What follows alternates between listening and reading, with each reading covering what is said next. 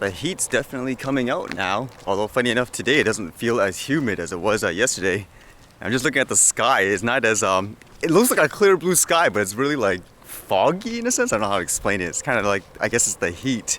It makes me wonder how it'll look with the drone shots. There was a comment here wondering how I could wear like that sweater when it was so sunny and stuff. Funny enough, actually, it feels kind of more hot in some ways when I'm not wearing it right now because the sunlight's like directly hitting like my skin and all. It actually feels hotter. It's only when it's humid when I can't really wear stuff like that. I guess news about those interim law changes hasn't traveled to everybody yet, and there's even comments here you guys are wondering like you're not sure which one to believe because the Transport Canada side didn't update the new interim laws yet, like for the restrictions.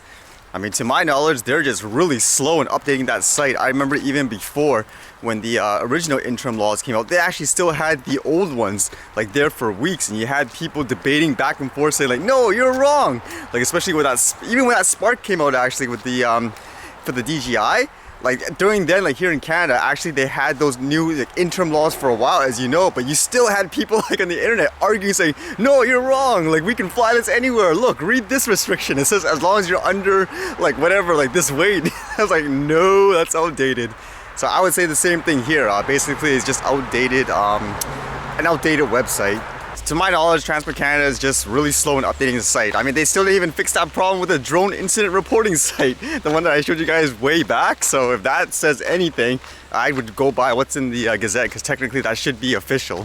Funny enough, I actually read more about drones and archival footage, I guess the importance of it. It makes me wonder if a lot of this was a result of because Canada is coming up and they want more footage like of the country and all that. What are the odds of that? And of course, since I can fly the drone, I'm going to use some of my spare time to get some more practice in and to get some shots. And yes, I still will be going on my hiking adventures and everything like that, of course. I mean, that's one of the reasons why I got the drone. This just makes it a lot easier because I need practice to be able to fly the drone and to try to get like these shots like as best as possible. Because even sometimes when I go for those hiking trips and I look at the shots, I'm like, oh, I wish I did this and wish I did that, because I had no time to practice it or to test out like what's good in what situation. Like with yesterday's shot, I don't know how I would have fixed it, but with some of these shots of the sunset, you saw like the lens flare. Like I don't know how to like deal with that, but maybe that's something that will come with, I guess, experience just from flying it more. What's this that someone left behind here?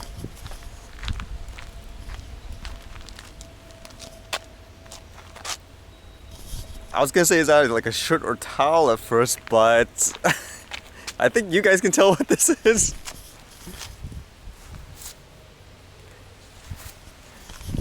Okay, I guess maybe it got too hot and he jumped in the lake or something.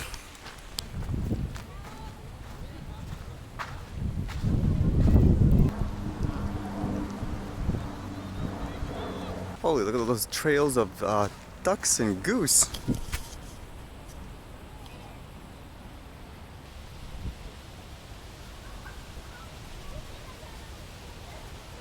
And holy, I don't know if you guys can tell, but it's getting actually pretty windy.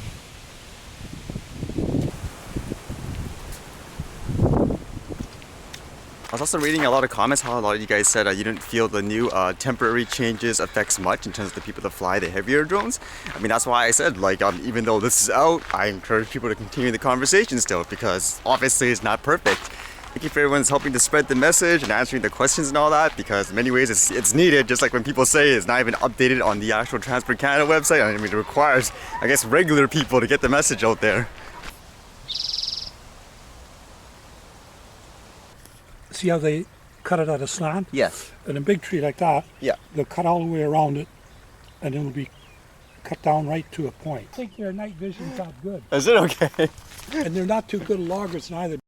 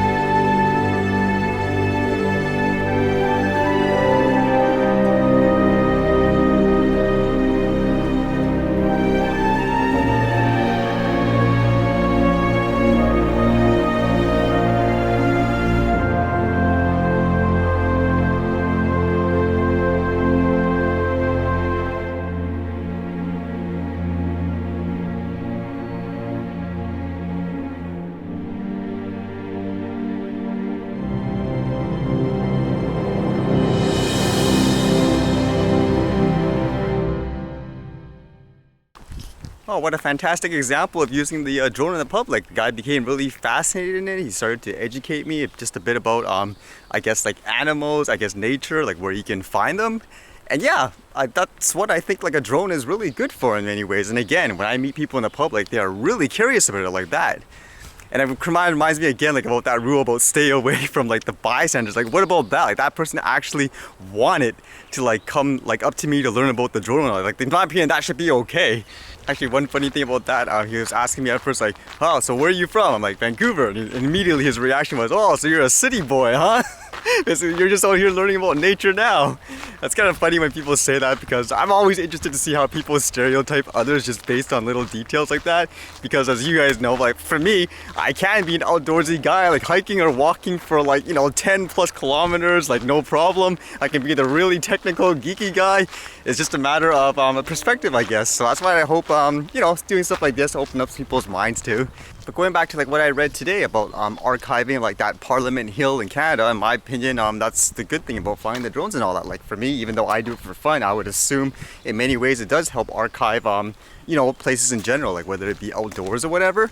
And who knows, once that tree or whatever like falls down for the wind, that's it, it's gone. So it's better to actually have it like somewhere. What better way to do that with more recreational drone flyers, right? Obviously fly it like in a safe way, but just don't make really dumb laws about it. All right, see you guys later.